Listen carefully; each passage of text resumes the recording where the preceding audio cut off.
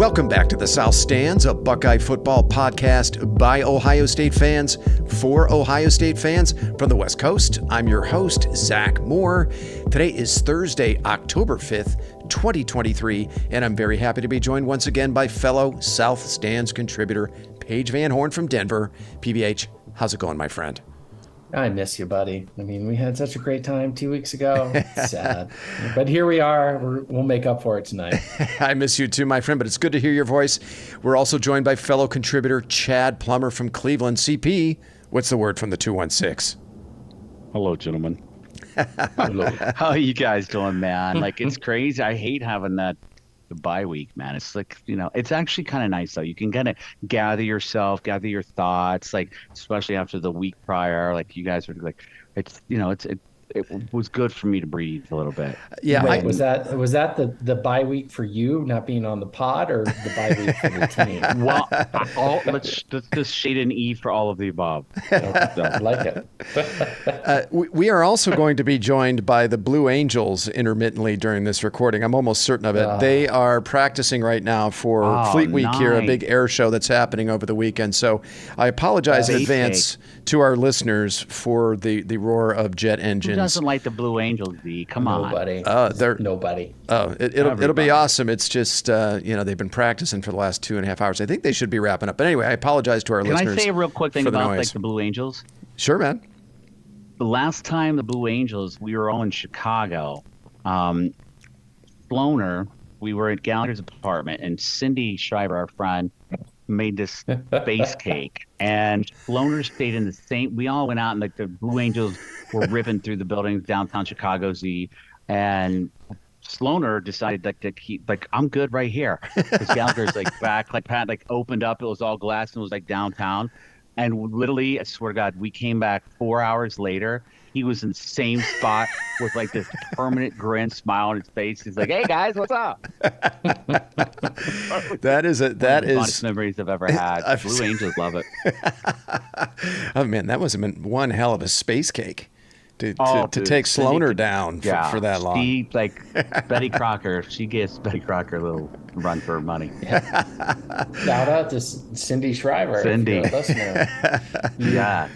All right, shout out to Cindy. And by the way, that was 50% of the story, but we won't go into the details. Yeah, we want to try and keep this somewhat family oriented, G-rated, PG-13. Yeah. Right. All right, well, parents are listening, for Christ's sake. We are here to preview number 4 Ohio State's matchup with the undefeated but still unranked Maryland Terrapins in the Horseshoe this coming Saturday.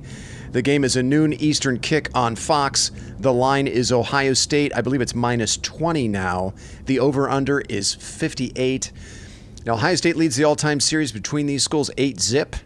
And they're beating the Terps by an average margin of almost 35 points in this series, boys. It hasn't been particularly close. But last season in College Park, we remember the Terps took the Buckeyes down to the final minute. And Maryland had the ball with 6 minutes to play, down only 33-30, with a chance to tie or take the lead. But the Ohio State defense would hold. The Buckeyes would tack on a field goal and then a strip sack for a touchdown late to make the final margin 43-30, but the final score was not really indicative of how close that game really was. And of course, we all remember the scare Maryland put into the Buckeyes late in the 2018 season. That game was also played in College Park. The Buckeyes escaped that one 52-51 in overtime.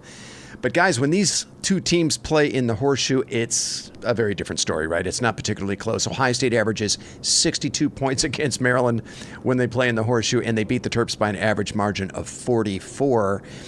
But I think it's safe to say this is probably the best Maryland team to visit the Horseshoe since they joined the Big Ten in 2014. The Terps are 5-0 for the first time since 2001. And they're coming off an impressive 44-17 win over Indiana in College Park last Saturday. Taulia Tagovailoa carved up the Hoosier defense to the tune of 352 yards passing and 5 passing touchdowns. So, fellas, I want to start by looking at the Maryland offense first against the Ohio State defense. Then we're going to flip it around, have a look at the Maryland defense against the Buckeye offense. So the Terps come into this game. There's the Blue Angels. You guys probably can't hear it, but man, this came roaring through the mic. The Terps come into this game. That sounded kind of trippy. What's going on there? Yeah, it's one of the Blue Angels just buzzed our apartment. Oh, nice. I kind of like it. The Maryland offense comes into this game 29th nationally in total offense. They're 25th in offensive yards per play. They're 19th nationally in passing offense. They're 67th in rushing offense. Not quite as good running the ball as throwing it, but above average.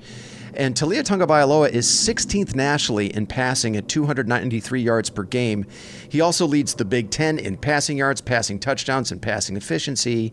He's also Maryland's career leader in passing yards, passing touchdowns, total touchdowns, completions, completion percentage, passing efficiency, and total offense. I had to catch my breath there. That's a long list of records he holds there. So he's had a hell of a career at Maryland. Now, as always, Tagovailoa has a very good group of receivers to throw to, headlined by senior Jashawn Jones and junior Ty Felton. He's got a pretty good back to hand the ball to, Roman Hemby, as well. So, PVH, I want to start with you. What are you going to be watching when Maryland has the ball against the Ohio State defense? Well, keep it up, defense, right? I mean, we talked about, our DBs in the back, 4 or 5. I don't think there's a whole lot of questions with the defensive line, but 2-2, he's going to throw the ball, right? 2-2. I mean, I don't know how good the receivers are, but he's definitely, he's got the pedigree. It's a weird thing, right? Like I'm looking, I'm a little nervous about this game. How can this team be 5-0 and not be ranked? But look at their schedule. It's not murderer's row by any stretch of the imagination. So it's, Murder was the case. It was the case they gave me. It's about like Michigan. It's like I think it's a little bit stronger than Michigan's schedule, though. Actually, Bill Landis said earlier this week that their schedule is 132 out of 133 in the FBS. Their strength of schedule. It's dreadful. I mean, it's dreadful. Awesome.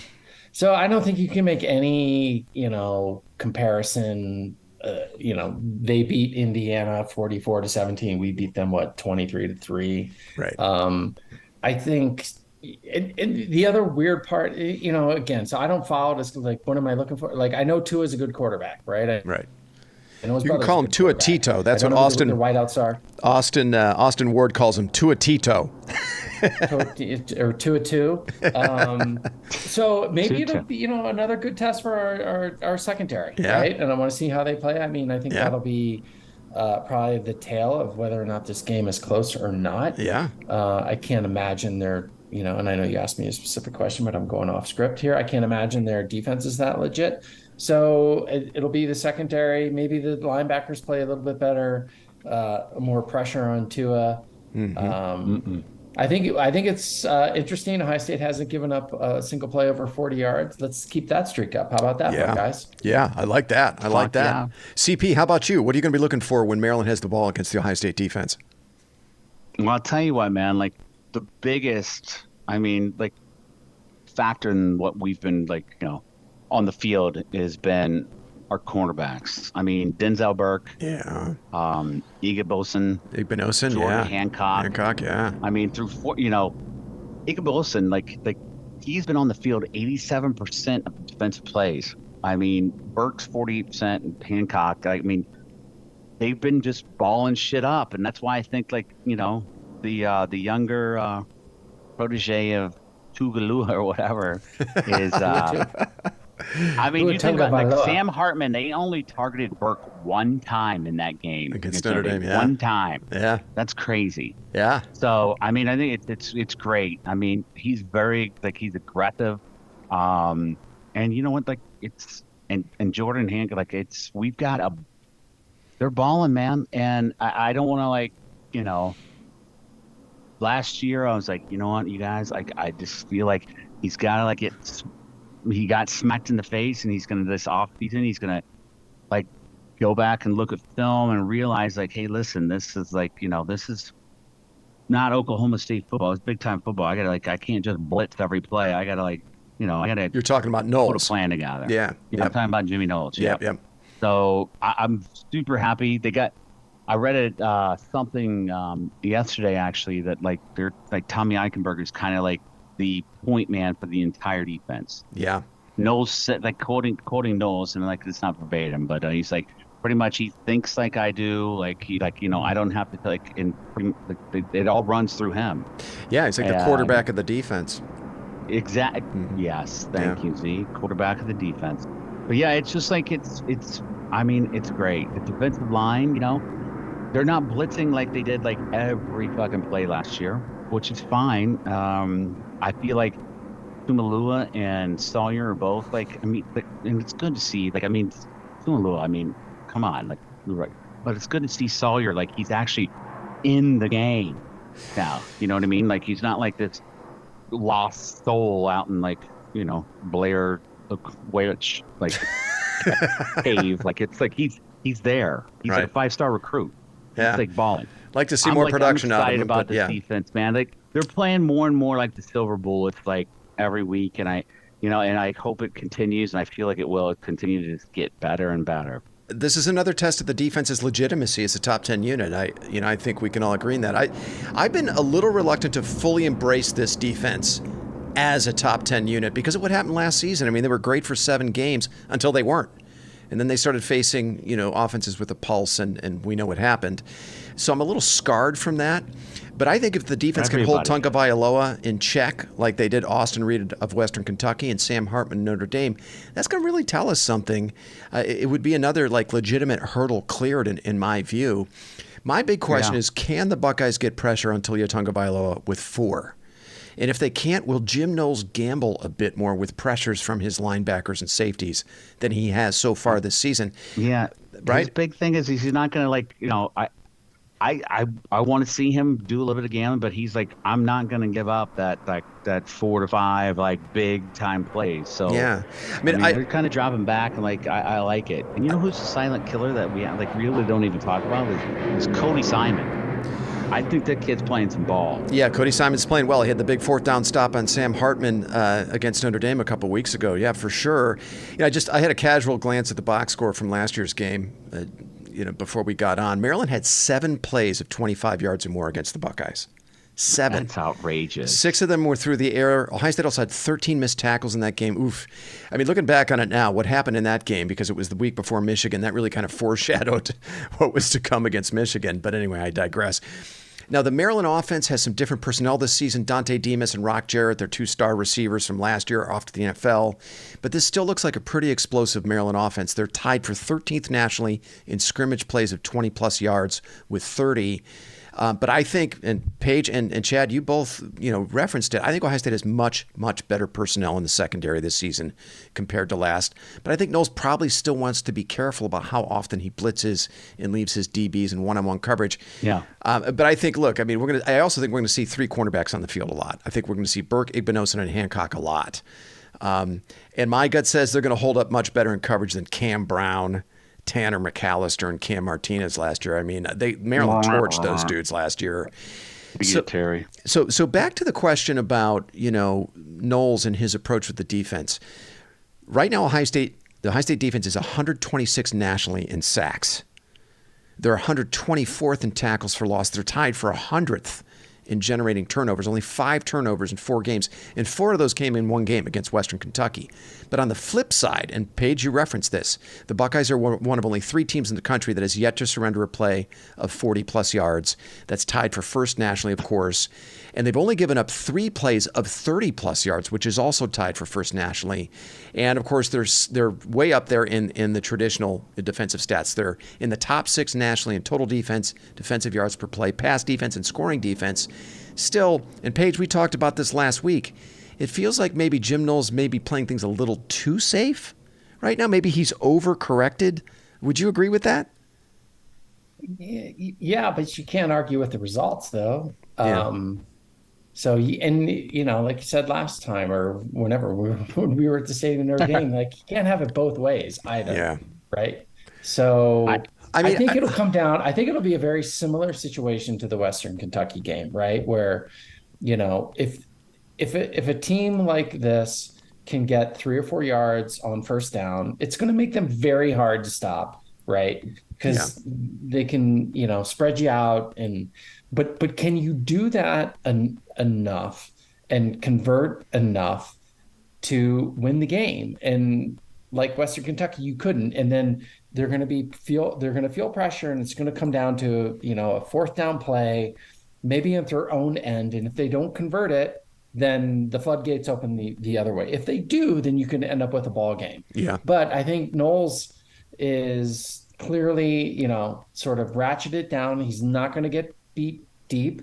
And you can't argue with the results. And if you want him to go balls out and try and bring more pressure so you can get more tackles for loss, so it looks better on PFF, and then throw it over the top of your head, then you have to fucking live with it. So pick your poison. Yeah, I kind of feel like it's. What do you think, CP? Do you think he's overcorrected? You know what? Here's what I'm thinking.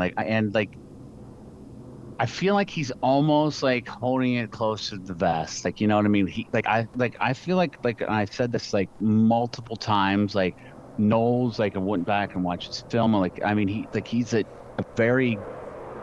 great defensive mind. And I feel like he just tried to bring his style, just full on, let's bonsai shit, like fucking, Pearl Harbor. Kamikaze. Like fucking kamikaze, thank you. Yeah, kamikaze. But, so I feel like he's still make that? Is that still a drink?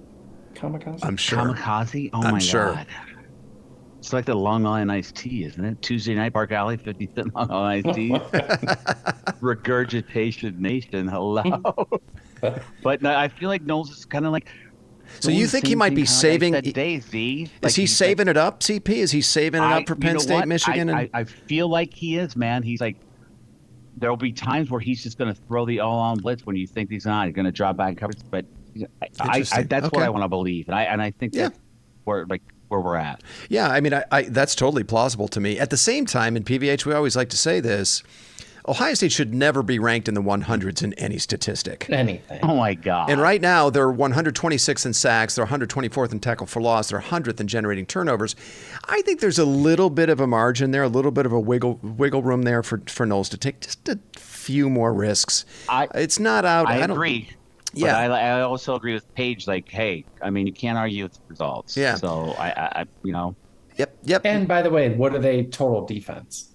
Yeah, no, I mean, listen, in those stats, they're living at the very, very top. I mean, they're right there with at the very top. Now you look at a team like Penn State, they're living at the top of all those defensive statistics as well, but they're also generating a lot of explosive plays, a lot of splash plays as a defense. But I like I said, I mostly agree with you guys. I'd much rather err on the side of keeping everything in front of you, make teams drive the length of the field and have to execute in the red zone. Don't give them any cheapies. But I do feel like maybe there's just a little bit of an overcorrection, and there is some margin there for Knowles to be a little more adventurous when it comes to pressuring the quarterback. I'll be interested to see if he used the off week to install some new stuff.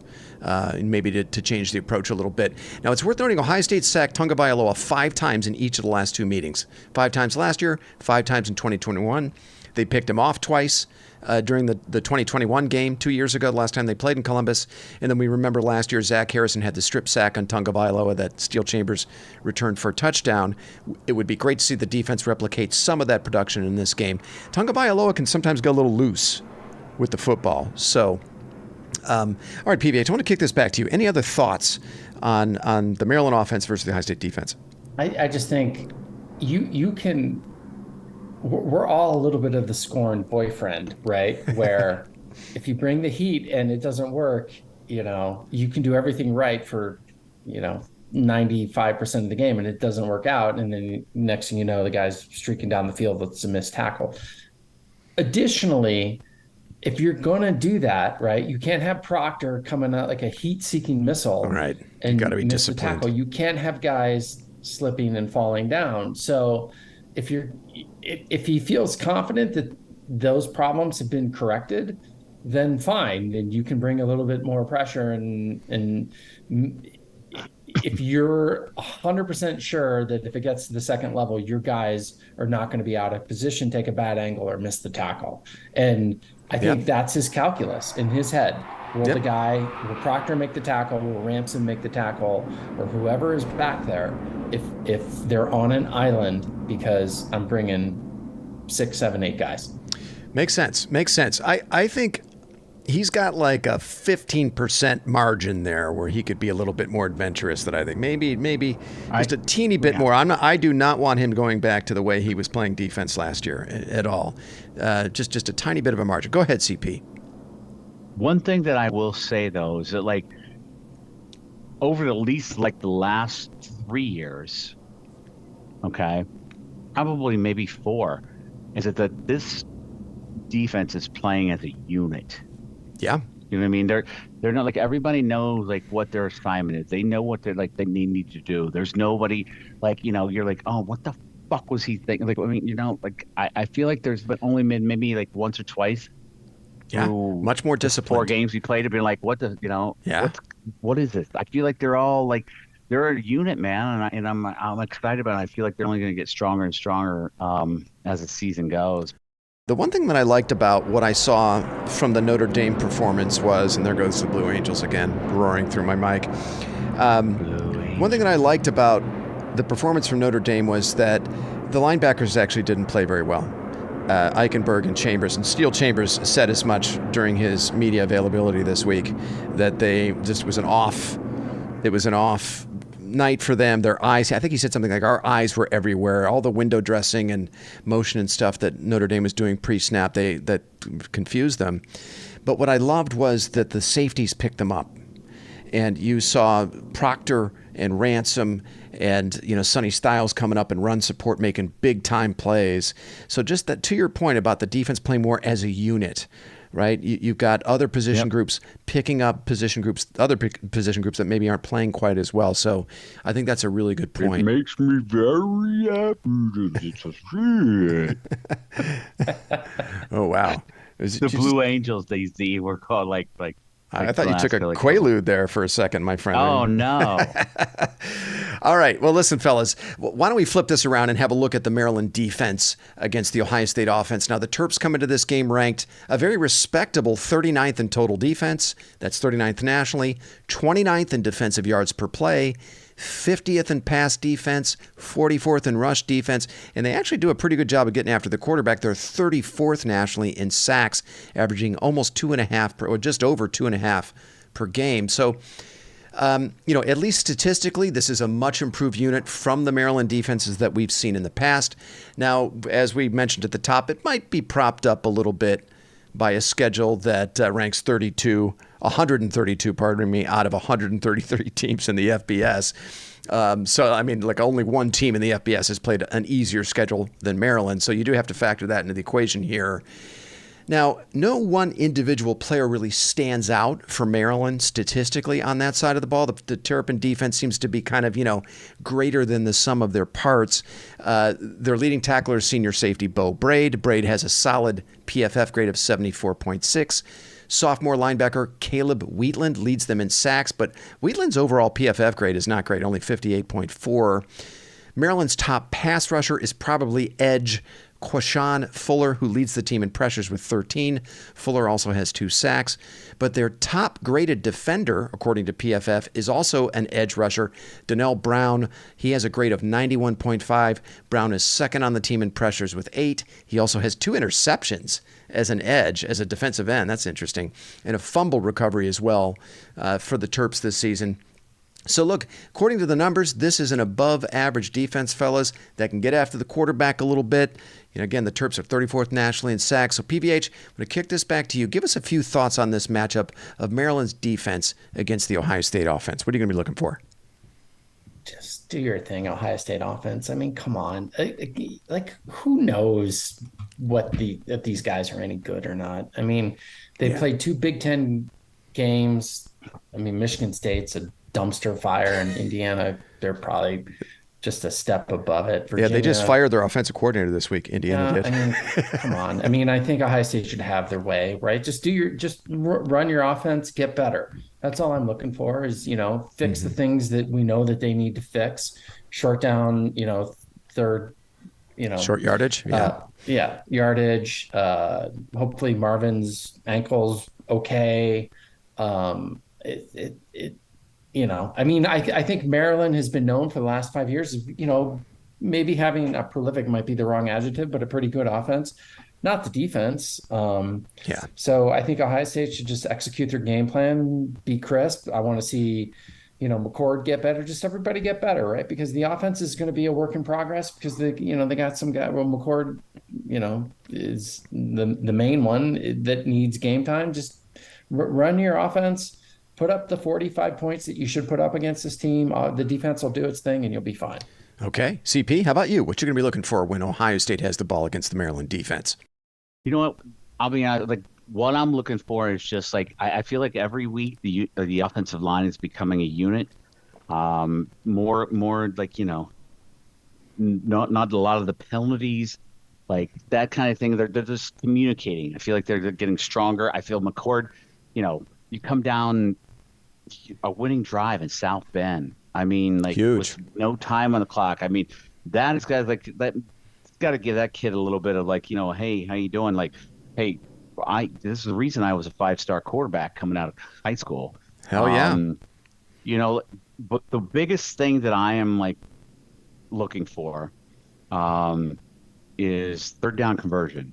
If we go back and look at like the last 5 years, like Urban, like, like I think we were like 87%. But then it was like 78%, and then it drops down to 54% since RD's taken over, and like 54, 51. I may be a little a couple points off there, and then I think like last year 45 or 47%. That's unacceptable. You know what I mean? Like that, and I think that comes just down to play calling, and that's the one thing that I'm looking for, because I tell you what, like I mean you can't, nobody can argue that there's like a better offense. I mean, as good of offense as Ohio State. So the things like the third down conversion, play calling in those situations, I mean, that's got to get better, and I think it will. And he addressed that like right up front, like one of his main concerns. Like this is unacceptable. That's Ryan Day. Yeah. Yeah. Yeah, no, I'm with you. Look, against Notre Dame, Ohio State had 4 trips inside the Irish 13-yard line and only came away with 10 points. And on the season, the Buckeyes are 95th nationally in converting their red zone trips into touchdowns. That is wholly unacceptable when you have an offense that features Marvin Harrison Jr., Emeka Egbuka, Trey Henderson, Cade Stover. The list goes on. I mean, those are all players that should be able to help Ohio State be more efficient in the red zone. And this is to your point, CP. Not always, but often, red zone offense involves short yardage situations. And we know the Buckeyes have struggled there, as you pointed out. And actually, I do have that stat that you were quoting there, CP. This is per Bill Landis. Ohio State's conversion rate on 3rd and 2 or less has dropped precipitously since they used to be really good at it back in 2019, and that was Ryan Day's first season. In 2019, their conversion rate on 3rd and 2 or less was 89%. Then in 2020 and 2021, it dropped to 73%. Last year, it was 54%. So far this season, it's 50%. So, and I agree with you both, right? Wholly unacceptable, given what they have. I understand the offensive line is a work in progress, but you should be better than 50% in those situations. So that's what I'm going to be watching in this game. I'm going to watch how the offense does, both on 3rd and short and in the red zone, converting those opportunities into touchdowns. And Ohio State has had an off week to address those areas, so it'll be interesting to see if Ryan Day has changed anything in his approach to both of those situations. They really go hand in hand. Go ahead, CP. Example, Z, is throwing it up to Branham, like up the gut, like there was like, this time is expiring. I mean, come on, like. Yeah, I mean, it helped Notre Dame only had 10 guys on the field when that happened, but. All right, well, whatever. But I mean, I think they would have scored anyway. And they got it by an inch. Yeah. Maybe. Yeah. Yeah. I like the call though. Like, I mean, like, we so don't did need I. to, like, fucking reinvent the wheel when it's like 3rd and 3, dude. We don't need to do a sweep into the backfield so we lose. Like, just, you know what? Like, run it up the gut or like throw it to fucking. Yeah, but do we do that, and then the linebacker takes the fucking tray out 3 yards behind the line of scrimmage? Yeah, I think there has to be a little bit of balance there. I mean, your most dangerous weapons on this offense are your receivers, right? There's no shame in just using them in 3rd and short. But, Ryan Day has been sucked back into this goddamn toughness discussion again, right? Yeah. And, he's from the mummy Lou Holtz. Well, yeah, but I mean, this is a Michigan discussion, as we've talked about before. He seems bound and determined to prove something in these short yardage situations. Maybe it's just throw it to Marvin Harrison Jr. Throw it to the two guys that will be first round draft picks. Was it? I don't know if it was one of you two. Like I think it might have been Paige or could have been UC. Like, I mean, literally, like this offense, you could just throw the ball every fucking down. You know what I mean? Like, yeah. You've got to you have the talent on the receivers to throw the ball just put it in the shotgun and let's just throw the ball. Yeah, I mean, I know there's that thought out there. It makes sense. You can't go air raid. You can't win a ball game that way. I like more balance. Yeah, I like to be able to run the football. I like more balance, but I mean, there does seem to be a pretty sound argument for just going full air raid. I don't know, PVH. What do you think? I mean, I don't get paid $10 million to answer that question. Ryan Day does. Just figure it out, dude. You have the better team, execute better, right? Yeah. And I think for the most part, it probably the physical, or you're being tough or blah blah blah. He's getting sucked into it this year because our offensive line isn't that great, right? And it's not like they're opening up gaping holes. It's not that bad either, though. Well, it might not be. But, I mean, I don't know if it's predictability or whatever the case may be. I think it's that, PBH. I do. I think our tendencies are very predictable. And it seems like opposing defenses have those plays diagnosed, right? Yeah, but honestly, if us three clowns know that, then how does he not know that? I don't know. I mean, so I struggle with that concept. Right. And so maybe he's, overthinking certain things and, calling plays. I don't know. All I know is. I will say one thing. After watching the recruits, reactions and comments and all that shit, this was the first time, I think, after that Notre game, and whether it was the skeleton, Lou Holtz, whomever, but it got Dave fired up. And that in the locker room after the game, he brought some energy that I've never seen from him before, and it was infective, the entire infectious. I feel like that's gonna continue to just I hope so. Be like the COVID-14, just out everywhere society. But no, I feel like this team is days. Well, to that point though, then that means that he's still learning on the job, and maybe he is. I mean, he's never been a head coach before. He's got a wealth of talent around. Same with Jim Knowles. Right. But at some point he's got to put it together, and God knows he's come close, and obviously he's a good fucking coach. I mean, that was very fucking out and against Georgia. I mean, we shouldn't even you know what I mean? Yeah, nobody gave us a chance in hell in that. This toughness discussion is a little worrisome though, because I feel like, well, first of all, I think Day has it in his head that you should be able to run the ball and impose your will on your opponent when everybody in the stadium knows you're running the ball. That clearly seems to be something that he really values. And I do think Jim Harbaugh is living in his head a little bit.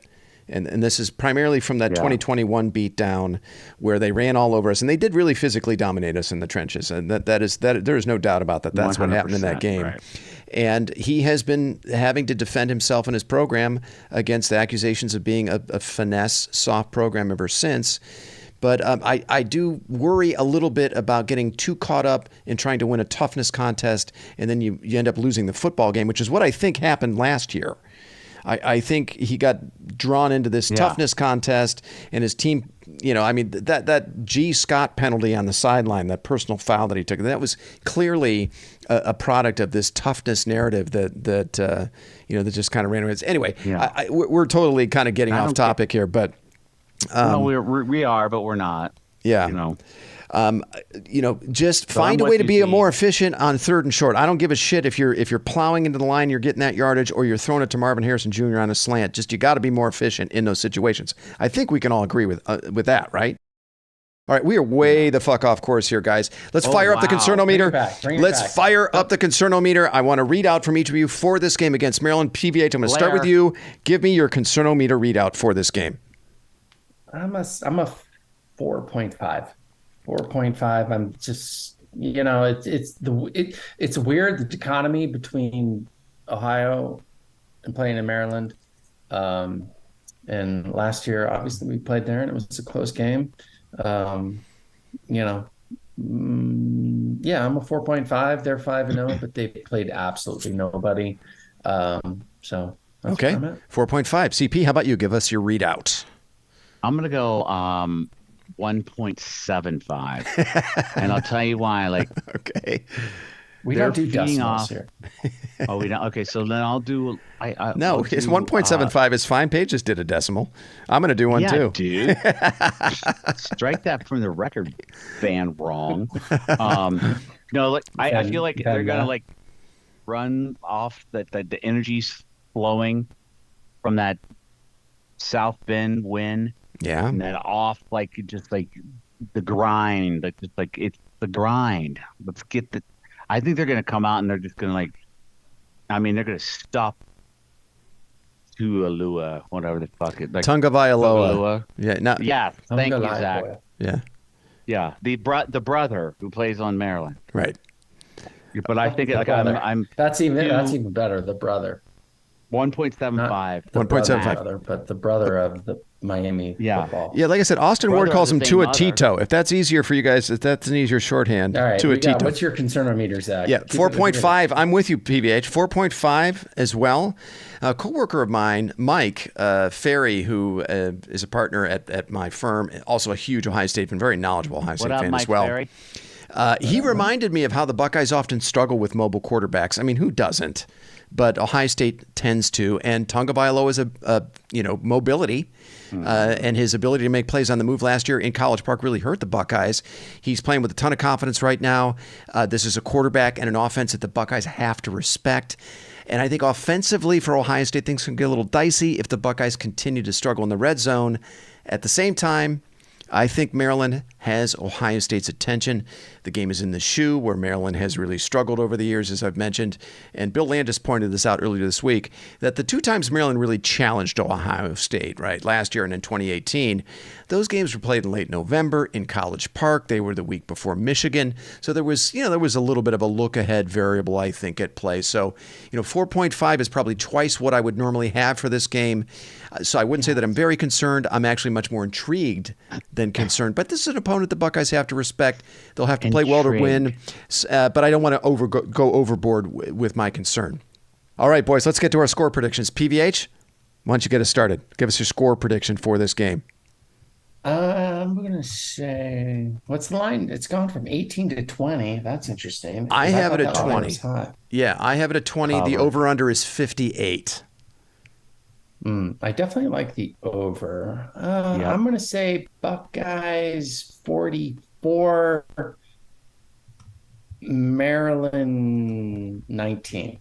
44-19. Okay. Yep. I like it. CP, you? Cover in the over. Give us your score PVH, prediction. like, you know what? I was he pretty much like I think I'm just gonna ride with PVH because I was kind of like I was looking like the 41 like 17 range, so might as well just throw us like I'll just like throw my Camelback on Paige there. I'll go with the his score, but I'm going with 41-17. 41-17. Okay. What were you, 44-19, Paige? I forget. Oh, my God. This is podcasting gold, gentlemen. Podcasting gold. Now, I think this Ohio State team is built to win a little differently this season than Buckeye teams of the recent past. They're not as explosive or efficient on offense as they've been in recent years, but still very dangerous. But also, I think, significantly improved on defense, though this game will be a pretty good test of that. The new clock rules limiting possessions is a real thing. And I think even with a pretty potent passing game, I think Maryland is going to try to take advantage of those rules to shorten the game. Maryland is actually pretty committed to a run-pass balance. They only throw about 53% of the time, which I found surprising when I looked at the numbers. So I expect they're going to try to drain the clock just a little bit with Roman Hemby. And again, that right ankle of Marvin Harrison Jr. is something to keep an eye on, not just in this game, but for the rest of the season. If he's not quite himself in this game and beyond, I think that obviously will affect the offense. I got Ohio State 33, Maryland 14. I don't think the Buckeyes cover, and I'm taking the under. I think the defense passes another good test here against Tunga Bailoa and the Maryland skill players. I look forward to watching Kyle McCord's continued development in this game. Looking forward to seeing how he builds on that performance against Notre Dame. Why do you think we even let Marvin run this game? I mean, we have so many receivers. Him, dude. We're gonna need him. Yeah, I mean, this is not. This is not Chris Olave, Garrett Wilson, Jackson Smith, and Jigba. I mean, I think it's a very good receiver core, but we're not quite as loaded at the skill positions, I don't think, this offense as we were in 2021. So I think they do have to. Well, the numbers show it. I mean, Ohio State offensively, their numbers are way down from the standard that they set, for the last 4 years. But still, look, still a very good offense. Still a very dangerous offense. But no, they need him to play in this game. Now, McCord did not throw a touchdown pass against Notre Dame. He didn't throw a touchdown pass against Indiana, so that's happened twice. I don't think that happens in this game. I think he's good for at least 2. And I think your boy Trey Henderson, CP, pops another long touchdown run in this one. Yeah. All right. So, look, boys, there are quite a few other interesting games happening on Saturday that are going to pique the interest of Ohio State fans that I want to talk about before I let you guys go. Let's start with, in the early window, number 12 Oklahoma versus number 3 Texas in the Red River rivalry in the Cotton Bowl. This is a battle of 2 undefeateds. The line is Texas minus 6.5. The over-under is 60.5. The game is a noon Eastern kick on ABC. PVH, who do you like in this game? I like Texas. I don't think Oklahoma's that good. So -5. No. Minus 6.5. Minus 6.5. Not many teams can say 5.5. they've gone into Now it's like Tuscaloosa and won a game, right? Yeah. So let's roll with the horns. All right, CP, who do you like in this game? I think it's like a smackdown. The mullet. You like Texas? It's not even a mullet anymore. Call him. No, like LESS. He's Okay. like they'll smack down. They're gonna Venables is he's got the offense, they're running the ball well, but that defense is still not dialed in. So I feel like they lose by 17 at least. Okay, I'm with you guys. I like Texas, and I think I like Texas going away in this game. Okay, let's have a look at in the 3:30 Eastern window, number 11 Alabama at Texas A&M. Both these teams are 4-1. The line is only Alabama minus 1.5. At College Station. At College Station, the over. Hang on a second, CP. The over/under is 46.5. Again, this is a 3:30 p.m. Eastern kick on CBS, and this has been a hell of a game the last 2 seasons, boys. Last year, Bama eked out a 24-20 win over A&M in Tuscaloosa. A&M got one untimed down from the Bama 2-yard line after a pass interference call, but couldn't punch it in. Bama survives. And then in 2021, the last time these teams played in College Station, the Aggies kicked the game-winning field goal as time expired to win at 41-38. CP, I'm going to start with you. Who do you like in this game? Man, I'll be honest with you. It's kind of like a flip of the coin. If there was ever a time that Jimbo was going to beat Saban, you spread millions of dollars out into this recruiting class that they have. He finally got an offensive coordinator who's calling the plays aside from his quirky ass. I could go on and on about Jimbo Fisher, but yeah, I think this is a game that everybody's going to jump on A&M because it's in College Station. And everybody's kind of riding on the train of the dynasty's over, Saban, this and that. Their quarterback, they have no quarterback. I mean, for fuck's sake, they got Tyler. Who's that, Bama? Yeah. Milroe's a good runner though. He's a pretty dynamic guy. Yeah. So who give us your pick, CP. I honestly, it's a flip of the coin, dude. I would probably take Alabama. If I had had a gun to my head, I would. That's take the Bama question. Who do you like? They're laying one. Yeah. Okay. So your pick is CP. Bama. We still don't know. Okay, you like Bama. PVH, who you like in this game? Shit. PVH, who do you like in this game? Damn it, Reggie. Dude, I have backed the truck up. Bama against Alabama. Nick Saban. Come on. Yeah. 1 point. A&M is a dumpster fire. They've done nothing. And Alabama lost to a really good They're Texas looking team. good though. Yeah. Okay. You want a $20 side bet on that? No, because I'm not gonna bet it. Yeah, I'm with you, All right. bro. All right, boys. All right. So you like Alabama. Bama? Okay, yeah, I'm How going do to you take see Bama this, too. Z? Yeah, I'm going to take Bama as Okay, well. Look, cool. I mean, Halloween is right around the corner, and we all buried Alabama like Jason Voorhees or Michael Myers, and here comes Nick Saban and Alabama back from the dead. I like Bama in this one as well. I think they win it pretty comfortably. Okay, next up, number 20, Kentucky at number 1, Georgia. Both these teams are 5-0. The line is Georgia minus 14.5. The over-under is 47.5. This is a 4 p.m. Eastern kick on ESPN. Look, guys, the Bulldogs are coming off a very shaky performance on the road at unranked Auburn last week. That game was in doubt until the final minutes. The Bulldog escaped 27-20. Brock Bowers went berserk in that game. He saved the Bulldogs in that game. And then a couple weeks earlier, Georgia struggled at home against unranked South Carolina, winning that game only by 10, 24-14. Kentucky, they're coming off probably their best performance of the year so far, 33-14 drubbing of Florida. Embarrassing Florida. Last year, the Bulldogs and Wildcats played a low-scoring slugfest in Lexington that Georgia eked out 16-6. PVH, I'm going to start with you. Who do you like in this game? This is the total trap game because I love Kentucky. I'm going to roll with Kentucky, even though I think it might be a trap game. I mean, 14.5. I mean, Kentucky's legit. Like CP just said, they embarrassed Florida last weekend, and Georgia has not looked that good. So I'm going to take Kentucky plus what, 14? 14.5. Absolutely. So you like Kentucky to win? And I think if they cover, they win. Okay. Ooh. All right. How about UCP? I'll be honest with you. I'm not quite sure where to go with this, but like I feel like that I want to say that like this is a game that the suspect played over the last couple of weeks, but I feel like Georgia stepped up and smacks down Kentucky, puts Stoops back to where they mid-tier like SEC, as much I would love to see Kentucky be in this game, but I think Georgia's going to smack them down. Yeah. I like Georgia in this game too. I don't think they cover, but I could see them winning by double digits. It's a good game, a close, a competitive game, but Georgia pulls away. I know they played like shit, but I just have a feeling. It's just a gut feeling. It's not anything that I can point to X and O wise. I'd love to see Kentucky just ball out. Me too. I mean, believe me, I'll be rooting for Kentucky. That's for sure. Where but I think Georgia gets it done. It's at Georgia, in between the hedges. Oh. Yeah. Wow. And Vegas seems to agree, right? They've got Georgia minus 14.5. All right, boys. Last game I got on my list here is number 10 Notre Dame at number 25 Louisville.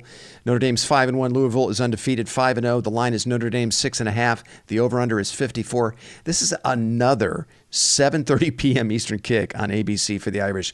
I mean, this is their third week in a row they're facing an undefeated ranked team in prime time. Are they on at 10 a.m.? Cry me a river. So, Paige, you would love to be a Notre Dame fan. They play at 7:30 p.m. every week. Yeah, totally. They're not on the big noon Fox. No gimme here for the Irish. Now, I'm not sure how good at Louisville actually is. I mean, Jeff Brom, the former Purdue coach, is there, coaching his alma mater. Now, Louisville's best wins are one-score victories over Indiana, 21-14, and NC State, 13-10. I don't know. Maybe Louisville is a paper tiger. How do you see this one, CP? Who do you like in this game? Notre Dame smackdown. I think after last week and listening to Marcus Freeman after that gutsy win against Duke, I think they smack them down. Put Louisville back into Division III high school football. How about you, PVH? Totally. They passed it. Last weekend was the test, right? That was the letdown game, and it was close. They got through it, and they'll be fine. They're going to roll this team. Love Notre Dame minus whatever, 5.5. 6.5. Yeah. Okay. Yeah, I'm with you guys. I think Notre Dame covers and wins. I just got a text from Jared. He got his South Stands hat in the mail. I shipped him a South Stands hat this week. Yeah. Nice. Which one did you give him? He likes the curve bill. He's a curve bill guy. Yeah. Yeah. Well, he's hey, like- I mean, it's fall time. Everyone head down to Barnes Nursery at 3511 West Cleveland yes, Avenue. get your Road, pumpkins over there. Huron 44839 and get your pumpkins. All of your garden center needs. Jarrett Barnes here from the South Stand. 419-656-3657. Nice plug. Can you get pumpkins there? Oh, of Oh, course. my You can God, get they everything. got- You Oh, can get awesome. Okay. your perennials, your Yeah. nuptials, landscaping, composting, construction. Oh my God. Barnes Yes. is the full service nursery that you need in Northeast Ohio. Yes, exactly. I love the plug. That's awesome. Excavating, whatever you need. All right, boys. Hey, is there anything else Dude, you want it's to good add? be on with you guys tonight, man. Yep, good to be on with you guys as well. All right, why don't we wrap things up there? I will be back with a recap of the Maryland game on Sunday morning, and then the three of us will reconvene at this time next week to have a look at, I believe it's Purdue that's next in line. All right, boys, until then, everybody, thanks so much for listening. Yeah. Go Bucks. Go And Bucks. go Bucks.